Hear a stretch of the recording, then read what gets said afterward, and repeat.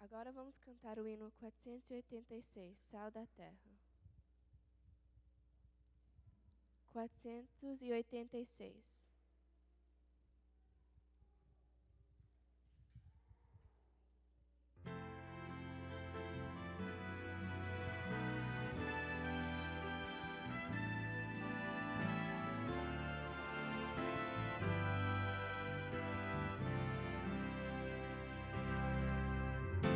Jesus nos deu esta missão, o seu amor compartilhar. Somente entraremos em ação se o amor de Deus nos motivar. O seu amor nos moverá e assim iremos repartir o amor de Deus, a verdadeira paz e a doce esperança no Nós sois o sal da terra. Nós sois o sal da terra, restaurando o sabor e a alegria de viver. Nós sois o sal da terra. A vida que Jesus viveu, o exemplo que Ele nos deixou, demonstra o real sentido da missão que o Senhor nos confiou. Saber a todos perdoar, querer a todos aceitar, revela a grandeza do serviço e aponta para o Salvador. Nós sois o sal da terra. Nós sois o sal da terra, restaurando o sabor e a alegria de viver. Nós sois o sal da terra.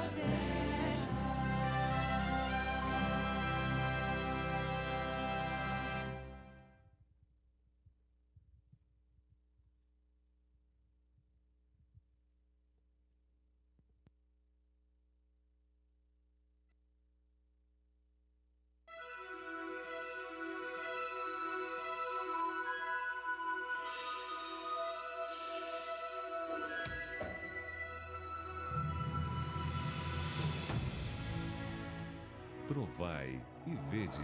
História de hoje. Um novo lar.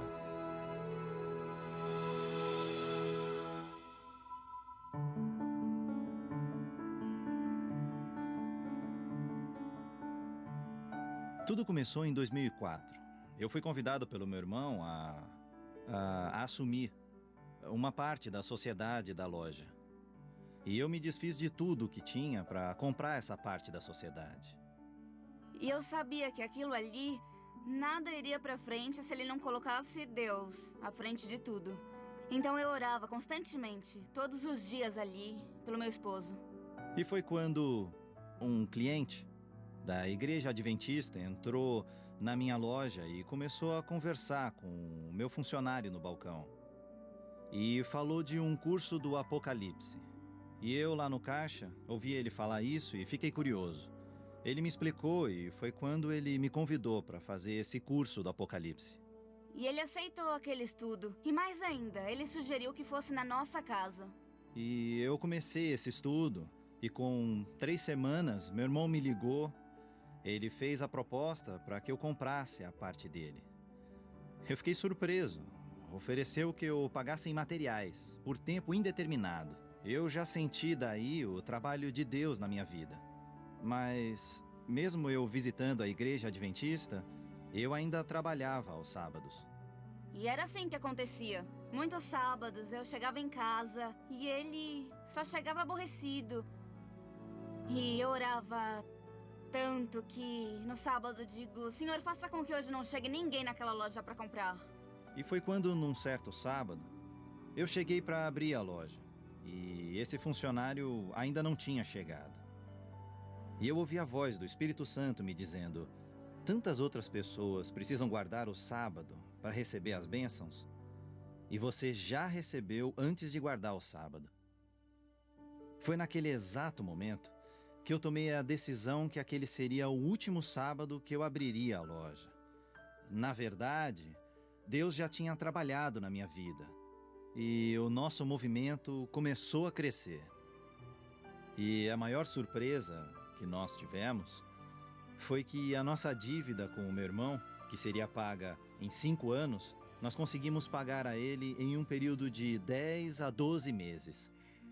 Minha reação foi só chorar. Muito. Eu vi o milagre de Deus. Eu vi o poder de Deus. A maior maravilha que Deus fez foi unir novamente a nossa família. Adoremos agora ao Senhor com os dízimos e as ofertas, demonstrando nosso reconhecimento e gratidão.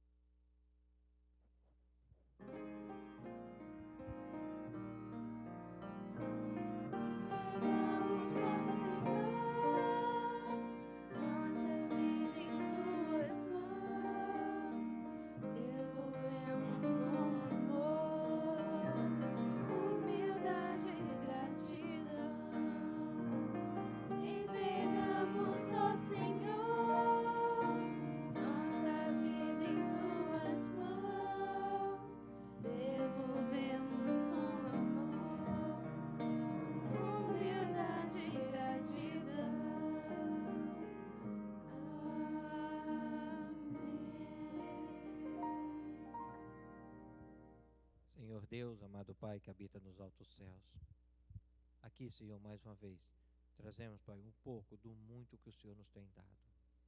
Peço a Ti, Pai, que continue derramando as Tuas bênçãos sobre cada filho Teu. Ajude-nos a cada dia para que possamos ter o nosso coração tocado e sermos fiéis a Ti, porque Tu prometeste abrir as janelas dos céus e derramar bênçãos sobre nós. Abençoe cada lar, cada família ofertante e dizimante dessa manhã, Senhor Deus. E dê, Senhor, um espírito transformador em cada um de nós. É o que te pedimos e rogamos em nome de Jesus. Amém, Senhor.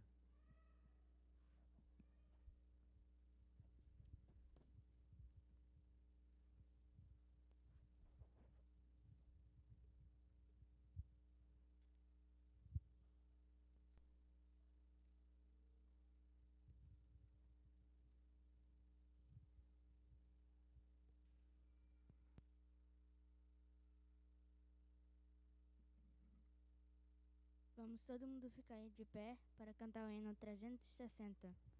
Jesus completará a fé.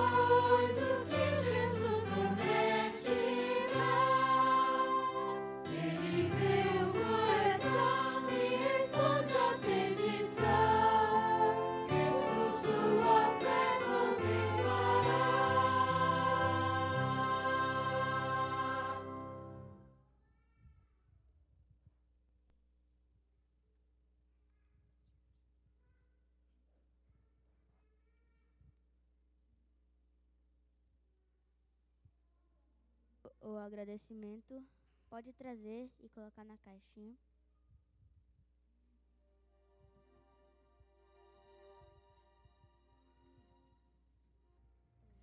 Quem tem um pedido ou uma oração intercessória pode trazer, colocar na caixa.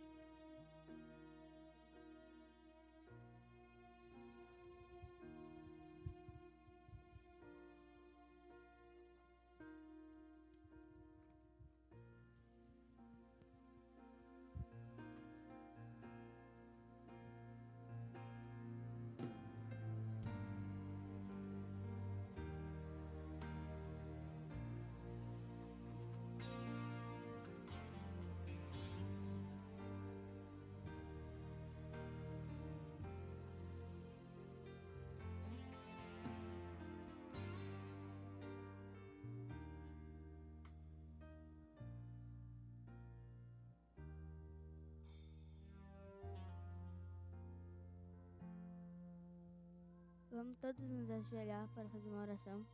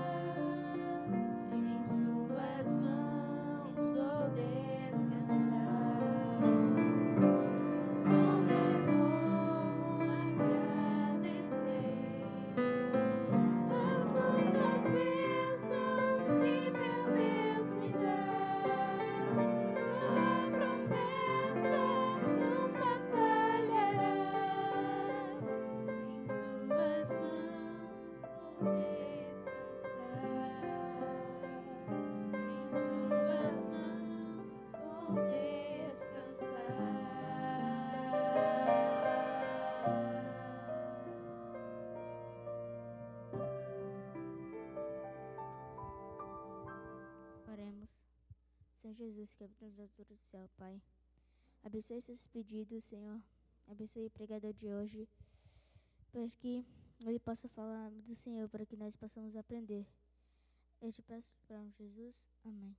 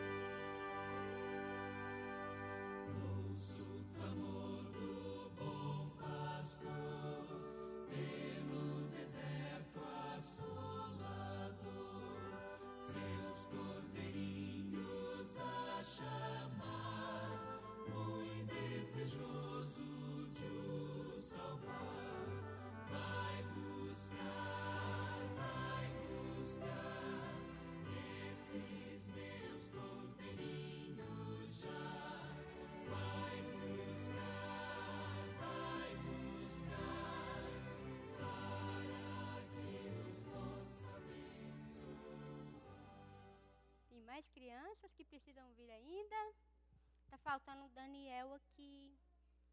Será que tá faltando mais alguém ainda? Estão lá dentro. Que é isso na minha mão? Quem sabe falar? Hã? O que tem aqui dentro? Interessante. Isso daqui é o que a gente vai usar na historinha de hoje. E a historinha de hoje fala sobre Deus. Você está enxergando Deus aqui? O que será que tem aqui dentro desse negócio? Estranho, né? E sabe, isso daqui é como se fosse a terra. Como que era a terra antes da gente ser terra como é hoje? É assim que era a terra. O que tinha nela? Só água? Nem água. Nada. Mas era pior do que isso. Sabe como era? Feche os olhinhos. Todo mundo põe a mão no olho e fecha. Como está aí? Você está enxergando alguma coisa? Como tá? Tá clarinho? Tá escuro, né? Abre o olho de novo. Pois é. Aí era tudo escuro. Além de ser vazio, sem ter nada, ainda era pretinho, igual quando a gente fecha o olho e não enxerga nada, não tinha nada ainda. Nossa, como era feia e estranha e ruim aqui na terra, né? Era bem ruim. E Deus também olhou para isso, para a terra, e ficou olhando assim, pensando. Ele foi pensando, e Deus é muito sabidinho, Deus é muito inteligente. E aí ele imaginou uma coisa, já sei. Eu vou fazer alguma coisa nessa terra. nessa terra, porque desse jeito não está tão bom. Fecha os olhinhos de novo. Vamos ver.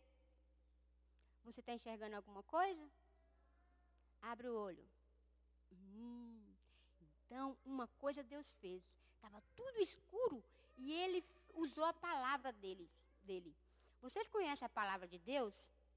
Ela é muito forte. Se Deus falar uma coisa, acontece. E não demora nada. Quanto tempo será que você gasta para você abrir o olho e enxergar que está de dia, que está clarinho? Quanto tempo gasta? 1 ano? Gasta 1 semana para você saber que está claro? Muito rápido, não é? Pois é. Vamos fechar o olho de novo para ver quanto tempo que vai gastar. Espera um pouquinho que a tia vai falar para abrir, tá bom? Fecha o olhinho, todo mundo. Tá escuro? Tá. Agora abre. Olha, só tá o Adão aqui, a Eva. Deixa eu colocar a Eva aqui também. Olha quanto tempo que Deus gasta para fazer todas as coisas. Muito rápido. Mas isso daqui não foi tão rápido assim. Deus pegou um dia e fez os animais. Outro dia Ele fez os peixes. Outro dia Ele fez as flores. Outro dia Ele fez as águas. Outro dia ele foi fazendo as coisas. E Ele gastou 6 dias para fazer essa terra linda, toda completa que a gente está vendo. E aqui é só um desenhozinho, só aparecendo com a terra. Porque, na verdade, a terra é grandiosa. Tem nós, tem eu, tem você. Deus é muito bom, muito inteligente. E Ele formou tudo. Ele gastou 6 dias para fazer todas as maravilhas da terra, sabe? E depois, Ele ficou pensando assim, 6 dias, eu vou fazer mais um dia. O mais importante de tudo que Deus fez foi esse dia a mais. Ele já tinha trabalhado, já tinha feito todas as coisas. Para que Deus queria mais um dia? Vocês acreditam que Ele fez mais um dia? Vamos contar os dias. O primeiro dia, como chama? Como chama o primeiro dia? Domingo. Depois vem o outro dia, que é o segundo dia. Como chama? Segunda. E o outro? E o outro? E o outro? E o outro? Isso. Aí Deus já tinha feito todas as coisas na terra. Ele precisava fazer mais um dia? Mas Deus fez um outro dia. Esse dia Ele não trabalhou, Ele não fez nada. Sabe por que Ele fez esse dia? Porque Ele tinha criado Adão e Eva. E esses dois, eles eram inteligentes, igual você. E eles pensavam. E eles iam olhar agora nesse dia. Deus criou esse dia só para isso. Para eles passarem o dia inteiro, esse último dia, olhando e admirando as coisas que Deus fez e louvando a Deus pela maravilha que Deus fez e pelo tão bom que Deus é para todos eles. Então, até hoje, eu e você, nós temos um dia especial para admirar a natureza que Deus deu para nós e também louvar a esse Deus maravilhoso. Por que você está aqui nessa casa de Deus hoje? Para louvar a Deus, porque hoje é o dia separado que Deus fez para louvar a Ele. Então, nós vamos agora ficar de pé e vamos fazer uma oração, agradecer a Deus por esse dia. Vamos fazer uma oração de adoração. E depois a gente vai pegar as pastinhas e vamos colorir, tá bom? Vamos orar? Obrigado, Papai do Céu, porque o Senhor fez mais um dia separado, sábado, para nós louvarmos a Ti, para nós admirarmos a Sua natureza. Muito obrigado, em nome de Jesus. Amém.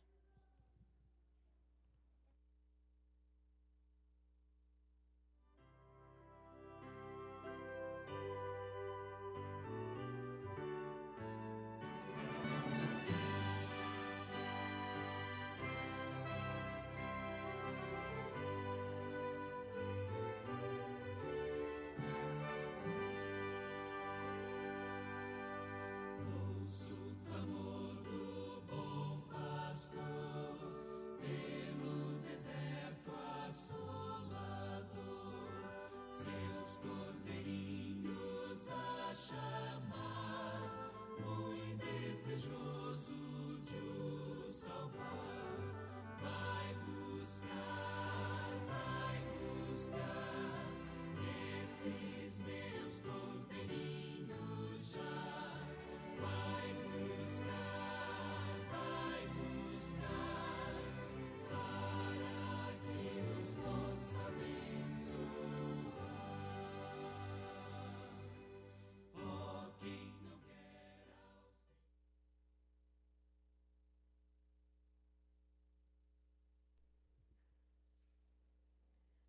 música que eu vou cantar nessa manhã, ela é uma oração e um chamado de Deus para nós, que nos diz que, apesar das dificuldades na vida, que nós sabemos que nós vivemos um mundo de pecado e por isso nós temos muita dor, nós temos um Deus que Ele nos ama e por isso Ele está nos chamando para que nós possamos vir até Ele quando nós estivermos com problemas e também com dificuldades.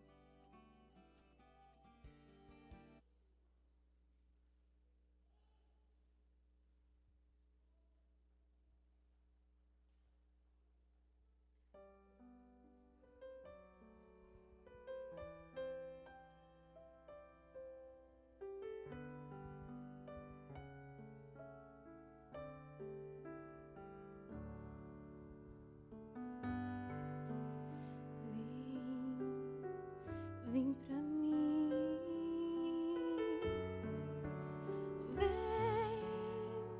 vem pra mim,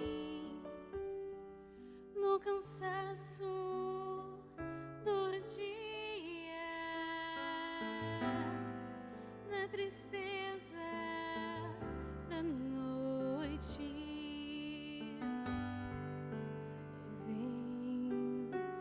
Vem pra mim.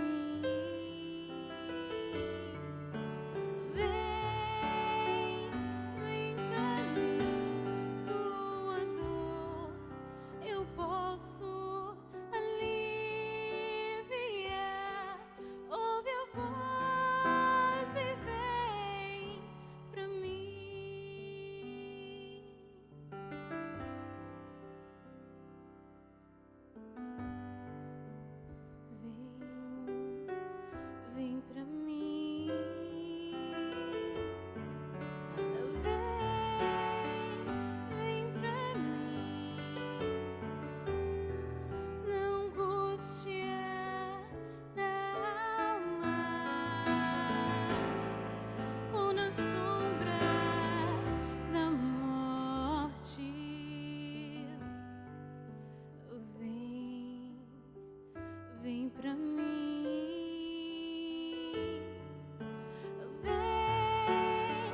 vem pra mim, só em mim existe completa paz. Ouve a voz e vem pra mim.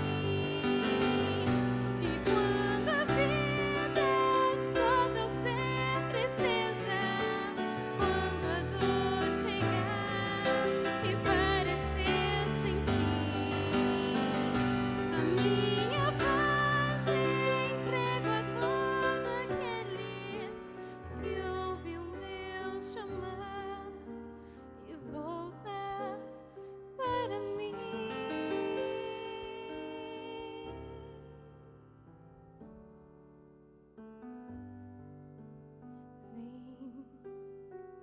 Vem pra mim,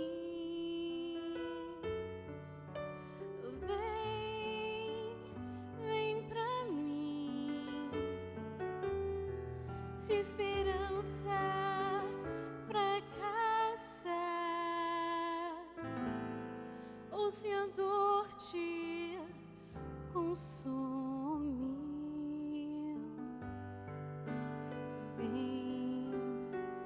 vem pra mim,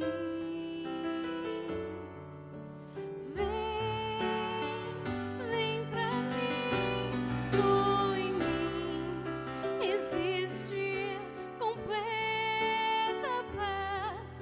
Ouve a voz e vem pra mim, só em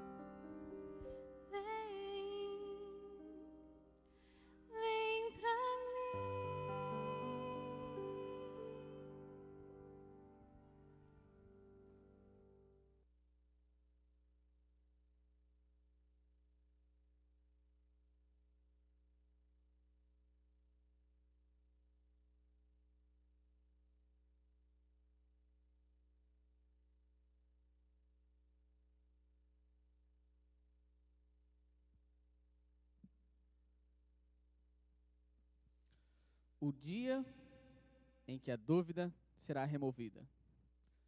Vocês acreditam nisso? Acreditam? Uns sim, outros não. Pois é exatamente o que tenho percebido nos dias de hoje. Eu tenho percebido que quanto mais o tempo se aproxima, a descrença em Deus tem aumentado. E eu penso que uma das coisas que acontece seria exatamente isso, a dúvida. Eu acho que as pessoas talvez não tenham acreditado em Deus como no passado. Eu acho que no passado talvez as pessoas buscavam mais a Deus, fazia Deus mais presente na vida delas, mas hoje em dia o que será que acontece? Será que a dúvida tem arruinado a crença dessas pessoas? Será que hoje, se não tivéssemos a dúvida, a igreja estaria mais cheia? Pois eu quero tratar desse assunto com vocês, o dia em que a dúvida será removida. Mas antes, vamos fazer mais uma prece para o nosso Deus. Curvemos a fronte. Querido Deus e maravilhoso Pai, estamos aqui diante de Ti mais uma vez para adorar o Teu santo nome, mas acima de tudo, ó Pai, aprender da Tua beleza e do Teu amor. Ó bom Pai, somos Teus filhos aqui reunidos, somos limitados no conhecimento, no entendimento, mas para tanto, ó Pai, pedimos a presença do Seu Santo Espírito para que possa neste momento abrir o nosso coração e a nossa alma para estudarmos a Tua palavra. Unja os Teus filhos aqui reunidos. É o que pedimos em nome e por amor de Jesus. Amém. Uma vez ou outra, a porta da prisão é aberta e um homem sai depois de 20 anos preso, porque foi injustamente convicto. Às vezes, esses homens enfrentam a pena de morte, mas conseguem sair inocente, porque alguém conseguiu provar a sua inocência. E todos nós somos agradecidos hoje pelo milagre do DNA. Quando o teste do DNA intervém e livra o inocente que já está preso por muitos e muitos anos. E nós nos regozijamos ainda mais quando o mesmo teste de DNA põe o culpado na cadeia. Na verdade, o que nós mais queremos é que a justiça seja feita. Nós queremos que as pessoas consigam descobrir todos os detalhes, todas as peças do quebra-cabeça possam ser postas no mesmo lugar, para que possamos entender o quadro. Na verdade, o que nós mais queremos na vida é que a verdade seja dita. E nós queremos descobrir, então, essa verdade. Então, aqui vai a questão. Será que vai haver um tempo em que Deus finalmente esclarecerá todas as nossas questões? Será que vai haver um tempo em que um dia Deus se colocará na frente de todo mundo, de toda a raça humana, para que possamos questioná-lo? Será que você vai ter essa oportunidade da sua dúvida ser respondida? Sabe de uma coisa? Eu sei aqui que hoje em dia, você pode ir no Facebook e colocar várias e várias histórias de como o nosso mundo é injusto. Aliás, eu poderia também colocar a minha história e falar para vocês de como o mundo hoje em dia é injusto. Mas ao invés de falar da minha história, eu gostaria de repartir com vocês nesta manhã a história de um homem que aconteceu algumas centenas de anos atrás. Isso aconteceu em meados dos anos de 1700, numa cidade na França chamada Toulouse.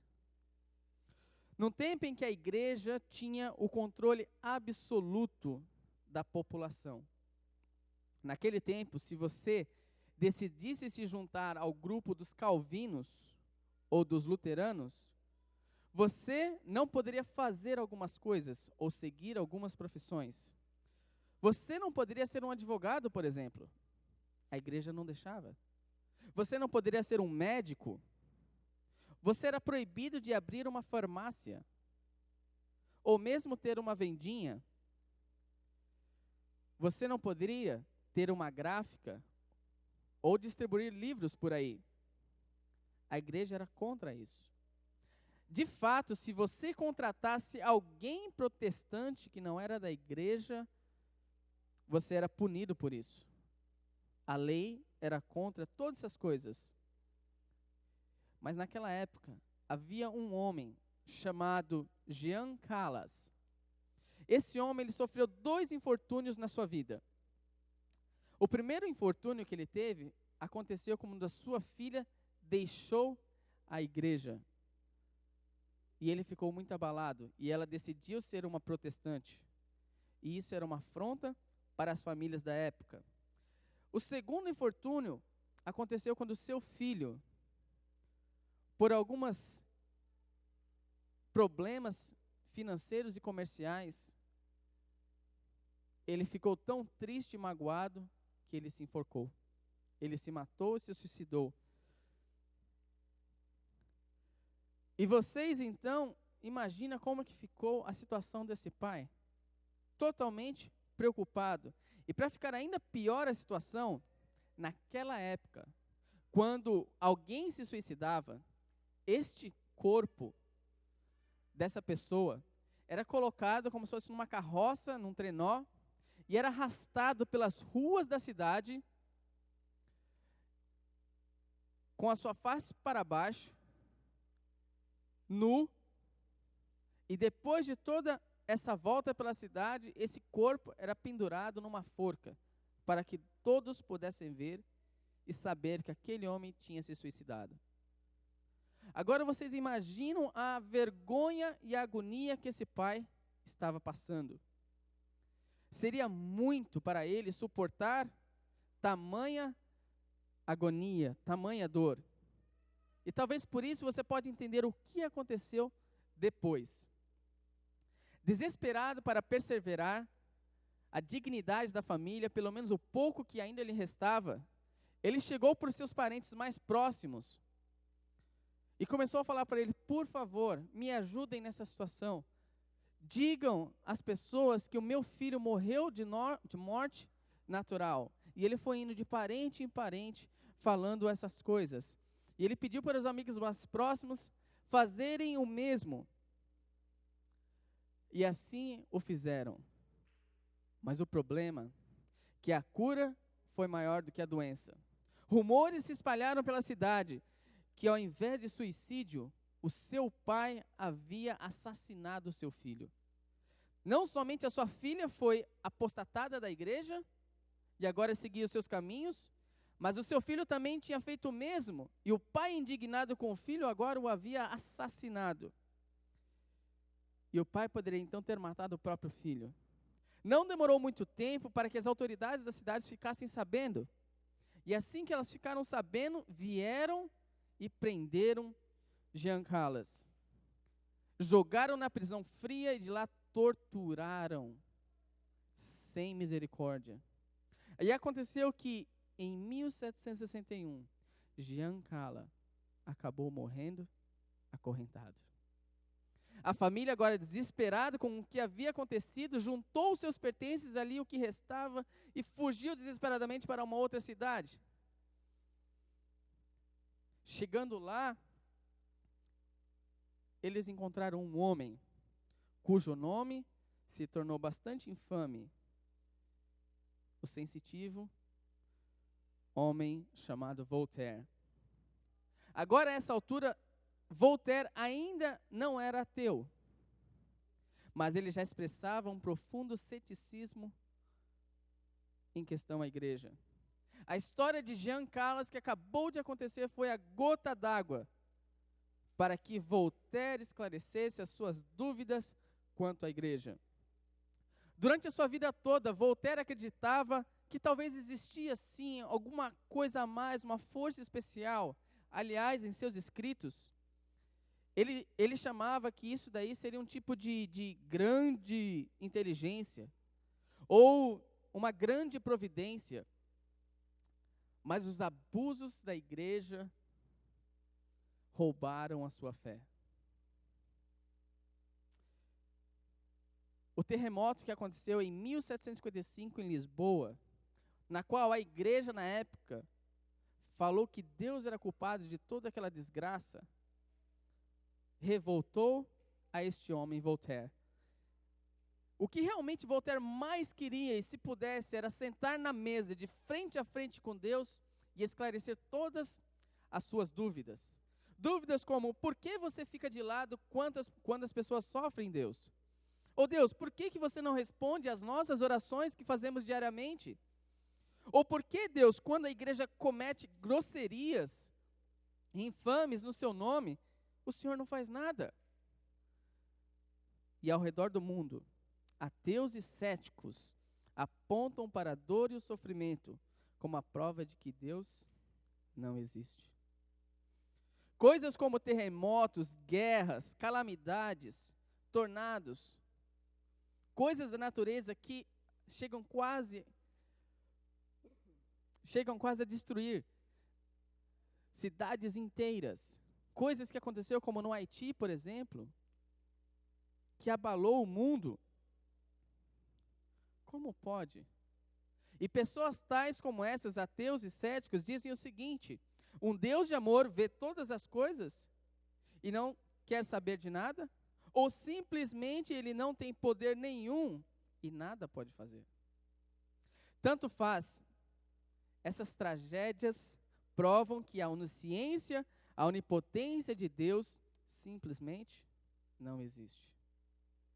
Ateísta tem lutado com coisas como, por exemplo, a do Gênesis capítulo 1, versus a teoria da evolução, na qual o carbono 14 hoje em dia prova que a Terra surgiu há milhares e milhares de anos, enquanto que o Gênesis fala que o mundo existe alguns mil anos atrás. Ainda tem as questões dos estudantes de religião que estudam um livro que chama Bíblia, e ali encontram versos que não fazem sentido. Há versos que não se reconciliam com a realidade que vivemos hoje. Se Deus é amor, por que ele não parou Osama Bin Laden de cometer tal faceta de matar milhões e milhões de pessoas? E por que ele não curou o câncer que minha mãe tinha? E por que então Deus, não tão onipotente, não usa o seu poder para fazer alguma coisa? Eu lembro de um discurso de um candidato à presidência que aconteceu aqui nos Estados Unidos no ano de 1992. Ele declarou para o presidente as seguintes palavras. Ele falou: senhor presidente, se o senhor não está querendo usar o seu poder presidencial para ajudar as pessoas, sai fora daí, porque eu faço. E eu fico me perguntando quantas pessoas não queriam dizer essas mesmas palavras para Deus. Deus, se o senhor não está querendo usar o seu poder para ajudar as pessoas, sai daí então, porque eu quero. Será que você não está fazendo essa mesma pergunta? Diante de tantas coisas acontecendo, diante de um Deus tão grandioso. Em seu livro A Bíblia que Jesus lia, Yancey escreve sobre o choro de Deus sobre os heróis do Velho Testamento. Salmos, por exemplo, nos dá exemplo de que ali é uma descrição onde você encontra a comparação entre o que as pessoas vivem e o que as pessoas creem. E ele cita o teólogo Marty, por exemplo, que fala que descreve que 50% dos livros, do livro de Salmos, é um livro frio. É um livro que são questões difíceis e diretas a Deus. Questões que, por exemplo, como esta: Deus, o que o Senhor está fazendo aí em cima? Que não está acontecendo nada aqui na terra. Como o seu poder não age nessa terra em que vivemos? Por que há tanta injustiça? E o rei Davi fala para Deus destruir os seus inimigos. mas ao mesmo tempo ele sente que não está recebendo a ajuda de Deus. Por que há tanta injustiça, Deus? Por que as pessoas más parecem prosperarem, enquanto os bons ficam aí passando a necessidade? E Yancey, ele aprendeu uma coisa com a leitura de Salmos. Ele aprendeu que abrir o seu coração a Deus é a melhor coisa. Ele aprendeu que devemos deixar Deus saber das nossas dores e sofrimentos, assim como fez Davi, um dos maiores escritores de Salmos. Mas ali também nos dá uma boa notícia. A notícia de quando nós estamos desesperados, duvidosos, nos questionamos, Deus ainda nos ama. Deus ainda nos quer bem. Não que Deus acha maravilha nas nossas dúvidas. Não que Deus goste quando nós questionamos. Mas Deus, Ele sabe do que somos feitos. Ele sabe do nosso fracasso. Ele sabe da nossa natureza. Ele sabe quanto nós somos limitados. E por isso Deus nos ama. Jesus não amou que Tomé teve as suas dúvidas. Aliás, Jesus preferia que Tomé, lembrasse das promessas que ele havia feito antes de morrer, assim como os outros discípulos o fizeram. Mas Tomé teve as suas dúvidas. E Jesus não amou que Tomé teve dúvidas, mas do contrário, ele amou a Tomé. E ele foi sensível com Tomé, e apareceu a Tomé, e provou que o que ele falava era verdadeiro, e provou que era um Deus de amor, e provou que o amava. E de acordo com a Bíblia, virá um tempo em que Deus ficará um tempo na frente de todo ser humano, na corte celestial, como testemunha, como um ser a ser questionado por todos. E a Bíblia ela não fala sobre isso. Elas não dão indicação de como Deus agirá para com o povo. Você pode imaginar um Deus na qual você questiona hoje, estar de frente de todo mundo na corte celestial, para que você possa fazer todo tipo de pergunta? Será que você já imaginou esse quadro? Você já imaginou-se numa corte onde tem um juiz, e o juiz se levanta e agora fala para todos que estão sentados, podem fazer as suas perguntas? Só que em vez de você fazer a pergunta para os acusados, você pode dirigir as perguntas para ele mesmo? Você já imaginou um juiz assim? Pois é o que vai acontecer. Um Deus vai estar de frente de todos, e ele vai se deixar ser examinado por meros mortais. Isso nos leva ao livro de Apocalipse, no capítulo 19, onde é descrito a segunda vinda de Jesus. E lá no verso 11 diz o seguinte: E vi o céu aberto, e eis um cavalo branco, que estava montado nele, chama-se Fiel e Verdadeiro, e julga a peleja com justiça. Então a Bíblia fala que Jesus é fiel e verdadeiro. E fala que a peleja que ele trava é uma peleja justa. Ele não espera que você acredite simplesmente nas suas palavras. Ele espera que você simplesmente acredite no que isso está dizendo agora. Ele quer mais do que isso. Ele quer ficar frente a frente com você. Ele quer lhe dar a oportunidade de você fazer a ele todas as perguntas que você tem na sua mente. Olha o que disse em Apocalipse, capítulo 20, e no verso 12.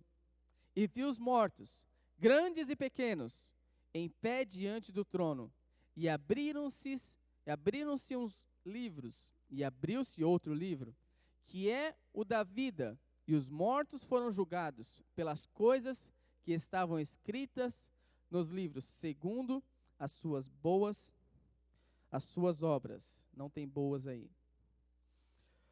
Agora, deixa eu abrir para vocês um pouquinho do que diz esse verso. Sem entrar em muito detalhe, mas deixa eu falar para vocês algo especial que acontece neste verso aí, nessa passagem. Ali diz que abriu-se os livros, e abriu-se outro livro que é o da vida, e os mortos foram julgados. Esta parte nos diz que os livros serão abertos. E é neste momento em que os livros serão abertos é que você terá a oportunidade de ver o que aconteceu com toda a sua vida. De ver o que aconteceu com toda a vida da sua mãe, com toda a vida do seu irmão, ou do seu marido, ou do seu esposo. Neste momento você terá a oportunidade de saber o que aconteceu quando você fez aquela oração e você achou que Deus não havia lhe respondido, ou porque os justos morreram no dia 11 de setembro, enquanto muitos ladrões e assassinos estavam a quilômetros de distância, ou porque Deus deixou entrar o câncer e a AIDS no mundo, quando simplesmente um estalar de dedo, tudo isso desapareceria. Este é o momento em que você vai ter a oportunidade de saber que tudo isso, e naquele momento Deus, o próprio Deus, lhe dará a resposta. Porque ali a Bíblia diz que os livros se abrirão, e esses livros serão abertos por 1000 anos. Ou seja, você vai ter tempo de pesquisar não somente a sua vida, da sua família, mas o que você quiser. O que você precisar saber, vai ter essa oportunidade. Você terá vontade de fazer mais perguntas para Deus? É só fazer. Deus vai te responder. Deus vai responder talvez para você por que o seu amigo morreu. Ou Deus, por que a minha esposa não veio parar ao céu? Ou por que tive tantos problemas em minha vida? Você já pensou nessas perguntas? E se Deus simplesmente, Ele lhe abrirá um sorriso, talvez você terá a oportunidade de chegar próximo de Deus e com seus próprios olhos contemplar as razões de Deus. Você sabe, o apóstolo Paulo, ele escreve em 1 Coríntios, capítulo 4, sobre o nosso desejo de julgar rápido as pessoas. E lá diz o seguinte: portanto, nada julgueis antes do tempo, até que venha o Senhor, ao qual não só trará à luz as coisas ocultas das trevas, mas também manifestará os desígnios do coração. E então cada um receberá de Deus louvor. Paulo fala que na segunda vinda de Jesus, nós finalmente veremos o quadro todo. E não somente Deus responderá a todas as nossas questões, mas todas as coisas que estão obscuras e secretas, todas as coisas que estão escondidas, que talvez não é lícito para nós saber hoje, nós saberemos naquele dia. Nós teremos resposta para isso. Eu não sei se você vai querer saber quem matou realmente o presidente Kennedy, ou se O.J. Simpson foi realmente culpado. Mas sabe, você terá a chance de saber, se você quiser. Você terá a chance de pesquisar a vida de qualquer um e saber o que realmente aconteceu. Mas agora, há uma coisa que eu quero considerar com vocês. No livro de Daniel e Apocalipse, lá nos fala de um dia do julgamento. E que esse julgamento será por 1000 anos. E isso acontece depois da volta de Jesus. E isso faz sentido. E por que isso faz sentido? Porque haverá pessoas que nos últimos dias vão rejeitar ao nosso mestre, vão rejeitar ao nosso Deus, enquanto ainda eles tinham a chance de aceitá-lo. Mas nos fechamentos desses 1000 anos, esses 1000 anos de investigação, de você ter a sua oportunidade de ter as suas dúvidas esclarecidas, virá um acontecimento que me impressiona muito. E eu penso que impressionará você também. Se você está cheio de dúvidas e desencorajado, ou se Satanás hoje tem bombardeado a sua vida com tentações para você desistir de Deus, eu quero te dizer uma coisa: segure um pouquinho mais, aguenta firme aí, porque a sua hora vai chegar, a minha hora vai chegar. Hang on. Espere um pouquinho mais. Esses momentos realmente vai acontecer na sua vida. Depois de 1000 anos, a santa cidade, a Nova Jerusalém, ela descerá, ela virá no céu para este cansado e velho planeta. E na viagem da cidade, descendo do céu, nós poderemos contemplar, depois da segunda vinda de Jesus, a destruição e a podridão que ficou esse planeta para trás. Mas mesmo assim, a cidade santa virá sobre esse planeta e descerá aqui. E de acordo com Apocalipse 25, naquele momento, os ímpios mortos ressuscitarão. E a Bíblia chama isso de a segunda ressurreição. E naquele momento, todo mundo que já viveu, desde o princípio da humanidade, todos os humanos, não sei se pararam para pensar, mas hoje vivos nós temos cerca de 7 bilhões de pessoas. Mas nesse momento aqui, eu não sei como daqui até o princípio da Terra, quantas pessoas já nasceram e já morreram. Mas neste momento, todos estarão vivos.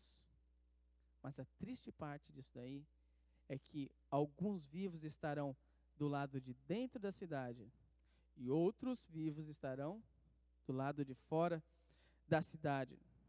E aqueles que estão de dentro da cidade terão a oportunidade de perceber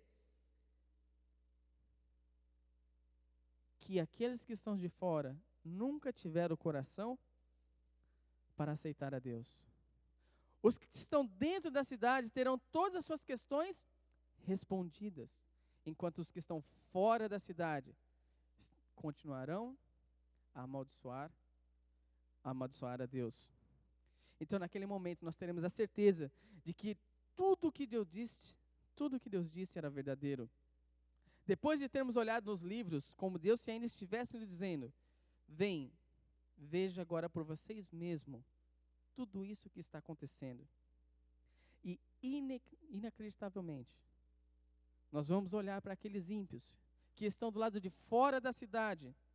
E a Bíblia fala que eles vão tentar tomar a cidade santa pela força.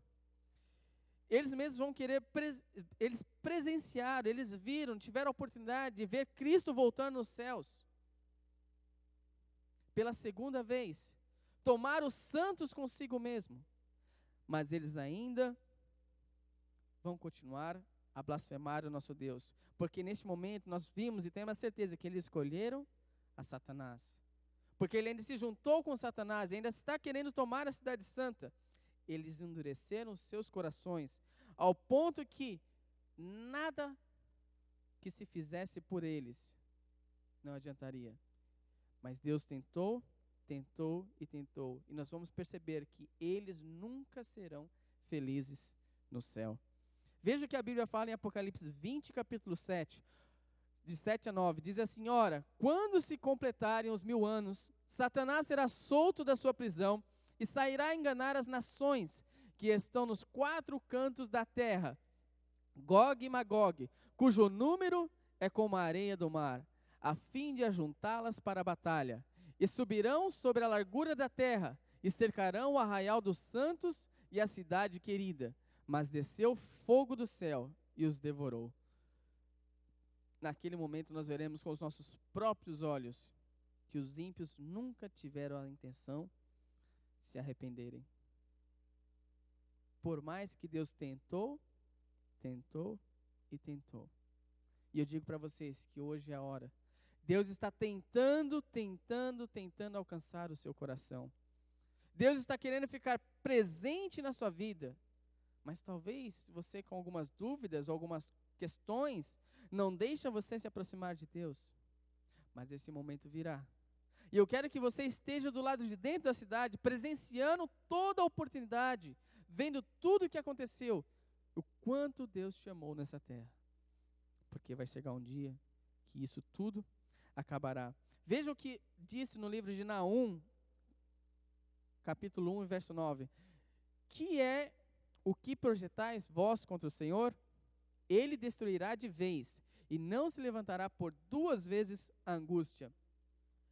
No final, o povo de Deus glorificará o nosso Redentor, e cantará louvores ao nosso Deus, porque Deus finalmente colocará um fim nessa maldade. Deus, lembra o que disse Apocalipse? Lançará um fogo e queimará todos os ímpios e será destruído para sempre. E Deus promete que essa maldade nunca mais se levantará uma segunda vez. Ou seja, nós estaremos seguros para viver uma vida feliz e tranquila ao lado de nosso Deus. Veja o canto do Cordeiro no Apocalipse 15, de versos 3 a 4. E lá assim, cantavam o cântico de Moisés, servo de Deus, e o cântico do Cordeiro, dizendo: grandes e admiráveis são as tuas obras. Ao Senhor nosso Deus Todo-Poderoso, justos e verdadeiros são os teus caminhos, aos reis dos séculos. Quem não temerá, Senhor, e não glorificará o teu nome? Pois só tu és santo, por isso todas as nações virão e se prostrarão diante de ti, porque os teus juízos são manifestos. E talvez você pode se lembrar das palavras de Paulo em 1 Coríntios, capítulo 13, verso de 11 e 12, que diz assim: quando eu era menino, eu pensava como menino. Mas logo que cheguei a ser homem, acabei com as coisas de menino, porque agora como vemos por um espelho, em enigma, mas então veremos face a face. E agora conheço em parte, mas então conhecerei plenamente, como também sou plenamente conhecido. Por 1000 anos agora, nós não tínhamos dúvidas, desespero. Tudo já se passou. Tínhamos tempos em que não entendíamos o que estava acontecendo, não entendíamos como o amoroso Deus agia dessa maneira, ou como age hoje nos nossos dias. O que nós vemos hoje é como um espelho fosco, que não dá uma imagem clara, mas um dia, esse espelho deixará de ser fosco e será limpo como um cristal. E nós poderemos ver o quadro todo. E nós estaremos na cidade de Deus. E nós veremos a Deus face a face. E tudo terminará. Tudo se findará. Quando vemos Deus face a face, Ele esclarecerá todas as nossas dúvidas, todas as nossas interrogações. Deus nos pegará no colo, na nossa mão, e Ele ajudará-nos a enxergar todas as coisas, e você vai ver que valeu a pena. Você tem dúvidas? Você ainda continua tendo dúvidas? Hang on. Aguenta um pouquinho mais. Fique firme, porque todas essas coisas vão passar. O Senhor Deus está preparando o teu lugar lá no céu. E Ele quer te carregar no colo. Ele quer mostrar para você que valeu a pena. Ele quer que você esteja lá. Ele quer esclarecer as suas dúvidas. Mas é preciso que você aguente um pouquinho mais. Um autor de nome Sitzer disse essas palavras que eu gostaria de partilhar com vocês. Diz assim: quando o caminho é longo e pela graça de Deus chegarmos ao nosso destino, vamos ver a grandeza absoluta e grandiosidade de seu plano eterno. Vamos descobrir que o momento glorioso, como tudo se encaixa perfeitamente e primorosamente. O plano de Deus vai parecer como uma vasta paisagem, brilhando como o sol da manhã, e isso tirará o nosso fôlego. O apóstolo Paulo diz ainda algumas palavras que me encantam. Diz que os olhos ainda não viram, e o que os ouvidos ainda não ouviram, e ainda nem se conheceu o coração humano, as coisas que Deus tem preparado para mim e para você. Você já imaginou isso? Você já se colocou nesse lugar?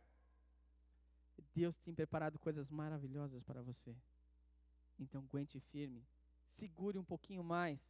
Logo, logo estaremos face a face com o nosso Deus. Eu sei que nós passamos por tribulações. Nós sofremos nesta vida. Talvez uma ave sem um ninho, procurando um abrigo.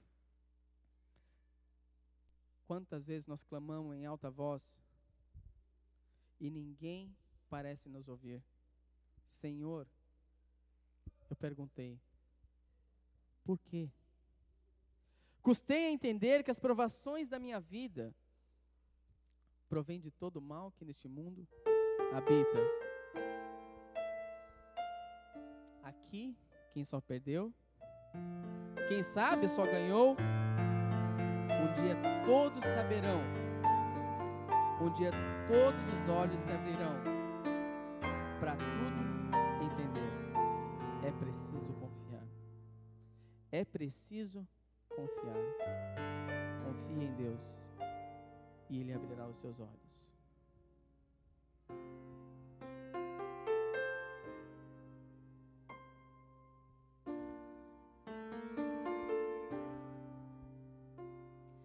Passei tribulações, eu já sofri na minha vida, qual ave sem um ninho, procurando abrigo. Clamei em alta voz, ninguém queria ouvir. Senhor, eu perguntei, por quê? Custei a entender que as provações da minha vida provém de todo o mal que neste mundo habita. Aqui quem só perdeu, quem sabe só ganhou. Um dia todos saberão, um dia os olhos se abrirão para tudo entender. É preciso confiar em Deus, é preciso confiar em Deus, quando a sombra do mal batendo a porta vem. É preciso com fé lutar, é preciso tão só lembrar que depois dessas trevas vem o sol, que depois da angústia vem a paz, e através do sofrer que eu toco a mão de Deus. É preciso coragem pra seguir, pois um dia a tristeza findará, e ao final todo o pranto Ele enxugará.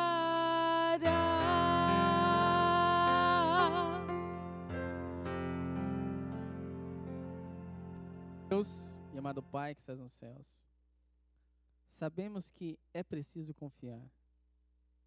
Diante de tantas questões e dúvidas que ainda não estão esclarecidas para nós, ó Pai, precisamos confiar, porque um dia toda lágrima se limpará.